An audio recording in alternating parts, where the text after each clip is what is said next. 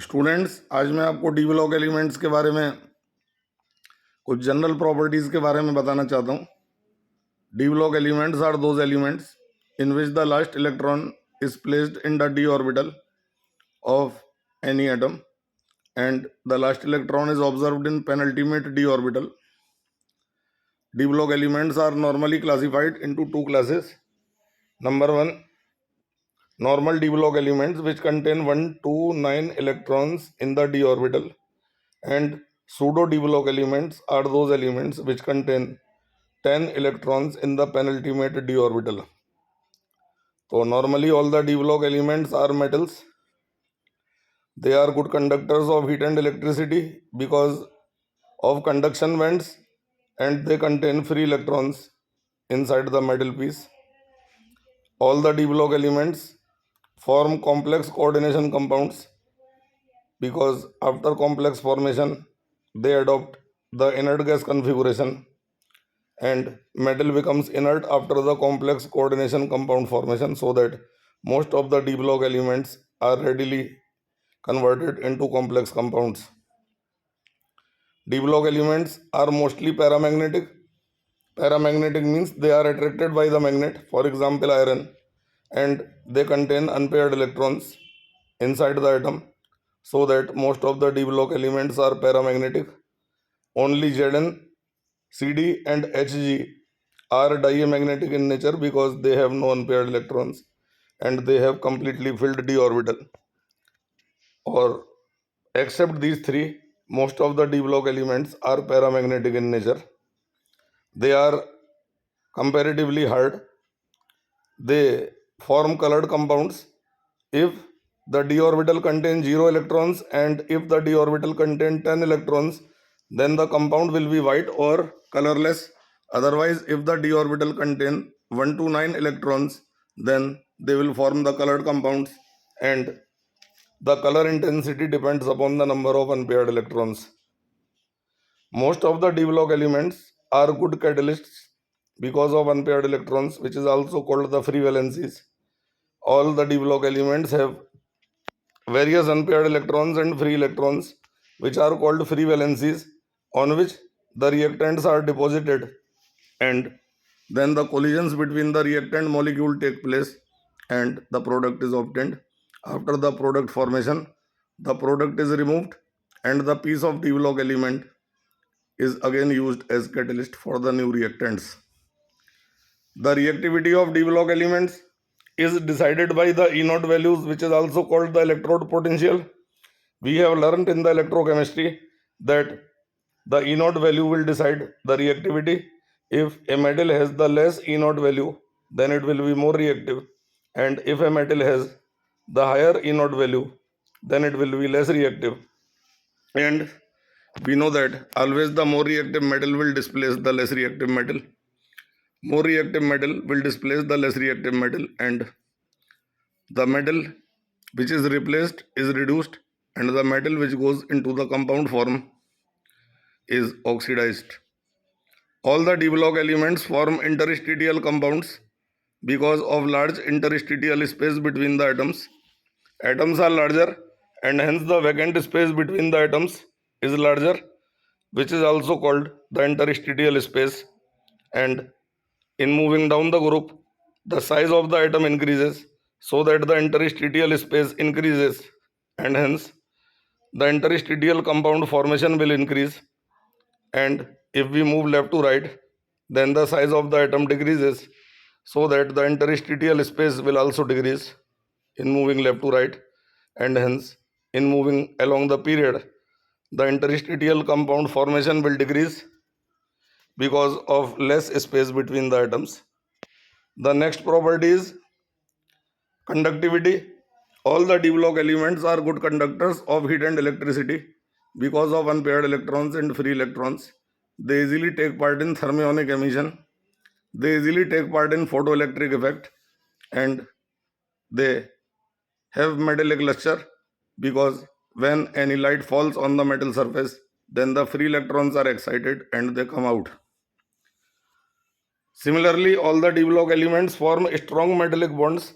More are the unpaired electrons, much stronger is the metallic bond formation and much more will be the melting and boiling point of that metal. If we consider chromium in the 3D transition series, then it contains 6 unpaired electrons, so that the metallic bond will be strongest in the case of chromium.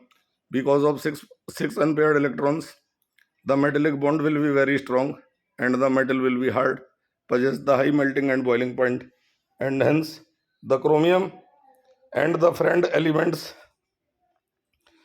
molybdenum and tungsten, which are present in the same group, are used in bulb filaments because of high melting point. Similarly, if we consider any other property which is called the atomic radius, it is very simple. Then if the distance of the nucleus from the outermost orbit is called atomic radius, and in moving down the group the radius is increased because the number of shells are also increased, and in moving left to right the atomic radius is decreased because the electrons protons increase but the orbits remain constant, so that the force of attraction between the electron proton increases and the size decreases.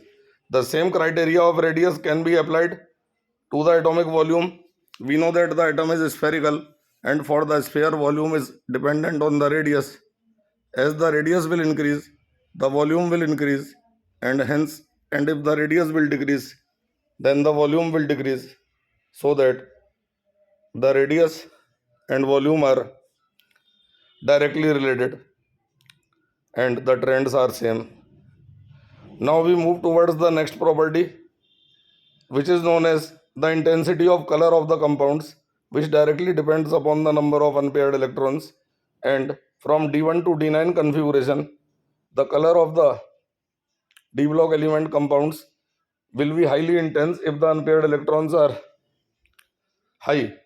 In the case of chromium manganese, the color of the compound intensity of the color is very high. If we consider KMnO4, then it is dark pink because of maximum number of unpaired electrons. K2Cr2O7 possesses the dark color, intense color because of unpaired electrons. Now we move towards the next property. If we consider the radius, then Fe greater radius than Fe double positive, greater radius than Fe triple positive. It means that as the positive charge will increase, then the radius will decrease, and if the positive charge will decrease, then the radius will increase. In the another property, if we consider the stability of cations of the d block elements, then more is the positive charge, more is the stability. Don't decide the stability of the d block element cations by the electronic configuration, but decide the stability on the basis of the positive charge. More is the positive charge of the d block element cation, more is the stability. Don't decide by the electronic configuration.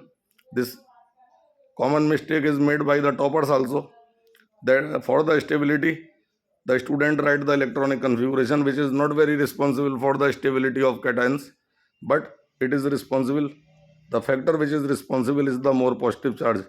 Cu double positive is more stable than Cu single positive, and Cu single positive is more stable than copper atom.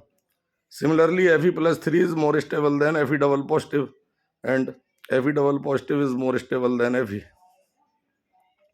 This is all about the stability of carbocation, stability of metal cation. And now we move towards the next property, which is ionization energy. Ionization energy of d block element from moving left to right is irregular in trend. Almost it remains constant, but sometimes when the electronic configuration is considered and we consider if the orbital is half filled or full filled, then the stability will be high and hence the electron will be lost by the metal with difficulty, so that whenever the orbital is half filled or whenever the orbital is full filled, then the ionization energy will be high, and otherwise in the remaining cases ionization energy has irregular trend and it remains almost constant in moving left to right. And also we consider the nature of oxides of the d block elements, then we find that if the valency is 1, 2 or 3, then the oxide of the d block element will be basic. If the valency is 3 4, then the oxide of the d block element will be amphoteric, and if the valency is 5 6 7 in the case of oxide, then the oxide of d block element will be acidic. So that if we consider Mn2O, MnO and Mn2O3, then they are basic. Mn2O3 sometimes becomes amphoteric and MnO2 is amphoteric, while Mn2O5, Mn2O6, Mn2O7 are acidic in nature. So that as the valency of the metal in the oxide increases, the acidic character also increases. This is all about the oxides. And basic oxides react with water to form base, while amphoteric oxides react with water to form no compound. It means that the amphoteric oxides are non-reactive towards the water, but the acidic oxides will react with water and they will form the acids, and the pH of the solution will be decreased. D block element is not a very smooth chapter, but the properties are not clearly explained in the books also. Even if in the NCERT some of the properties are not clearly explained, but I am trying to explain each and every property. अपने इस video में मैंने आपको कुछ properties बताई हैं D block elements की. अपने अगले वीडियो में बची हुई प्रॉपर्टीज भी एक्सप्लेन करूंगा. और अगर वीडियो आपको अच्छा लगा हो तो चैनल को सब्सक्राइब कर लीजिएगा. आपको और इंटरेस्टिंग वीडियोस इसी प्रकार के देखने को मिलते रहेंगे. Thank you.